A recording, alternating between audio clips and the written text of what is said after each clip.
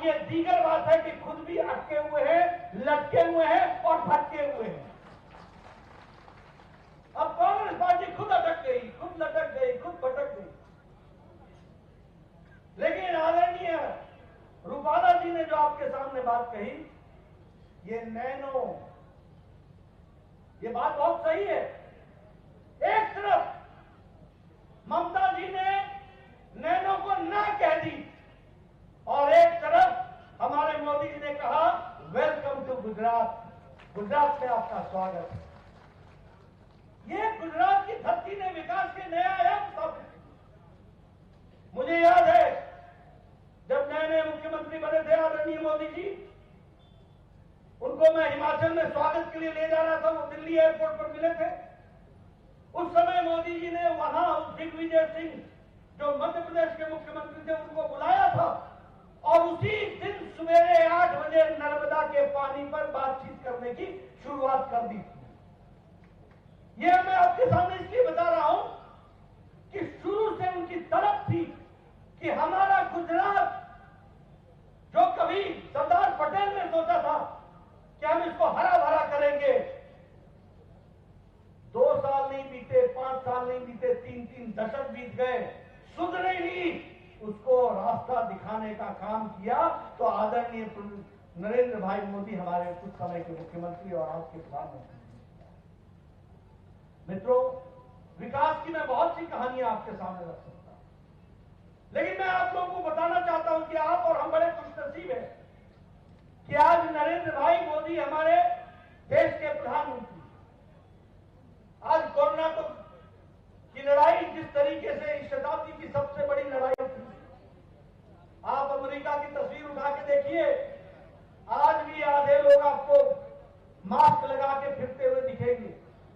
आप यूरोप की तस्वीर उठा के देखिए, अभी भी आपको वहां पर लोग मास्क लगाए हुए दिखेंगे।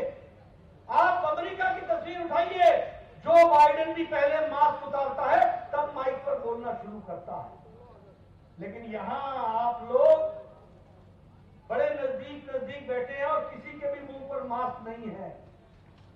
यह इसलिए हुआ है कि प्रधानमंत्री मोदी जी ने 217 crore double dose with booster हमारे को सुरक्षा कवच दिया है, तो 130 करोड़ की जनता उसमें से निकल सकती है।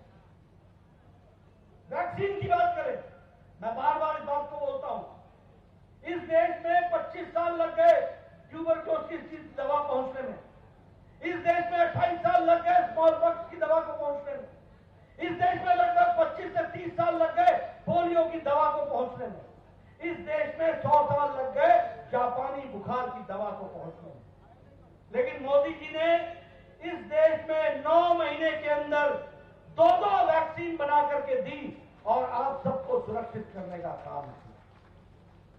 मित्रों, यह सरकार प्रोएक्टिव सरकार है, प्रो रिस्पॉन्सिबल सरकार है, प्रो रिस्पॉन्सिव सरकार है, लोगों के दुख दर्द को समझने वाली सरकार है। अभी आप देखिए, यूक्रेन में युद्ध हुआ, कोई देश था जिसने इस युद्ध को रुकवा करके अपने लोगों को लाने का प्रयास किया? कोई देश था? किसी देश ने भी इसकी कोशिश की? लेकिन हां, मैं गौरव के साथ कह सकता हूं कि जब यूक्रेन में युद्ध चल रहा था तो हमारे प्रधानमंत्री जी ने एक ही स्वर में पुतिन से बात की, दूसरे फोन से उन्होंने जेलेंस्की से बात की और युद्ध को रुकाया और 22,000 बच्चों को 1 सप्ताह के अंदर वापस सुरक्षित घर पहुंचाया, जिसमें से 2,000 बच्चे गुजरात के लिए। आज गौरव यात्रा इस बात के लिए निकलनी चाहिए कि हमारा प्रधानमंत्री ऐसा है जो देश को सुरक्षित रखता है। और उसी तरीके से जब मैं 22,000 बच्चों की बात कर रहा हूं तो मैं ये भी बताना चाहता हूं कि युद्ध को जब रुकवाया था तो दूसरे देश के बच्चे भी भारत का झंडा लेकर